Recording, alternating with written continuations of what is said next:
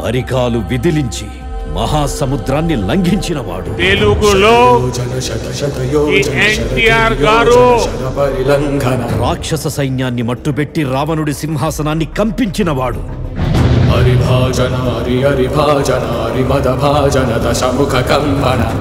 చిన్న నిప్పురవ్వతో లంకా నగరాన్ని అగ్నిలో అలికినవాడు.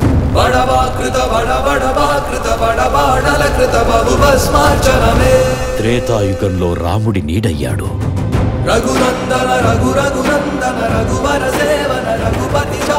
ద్వాపర యుగంలో కృష్ణార్జునుల రథకేతనమై గర్జించాడు. కలియుగంలో ధర్మం కోసం పోరాడే ప్రతి ఒక్కరి వెంట ఉన్నాడు. నీ వెంట ఉన్నాడు. ధర్మ కర్మ నిర్వహణ కోరిన దర్పకూడ దుర్జయ సమమౌనని చాటిన నాటి పురాణ ప్రబోధం నలు చరగులుగా.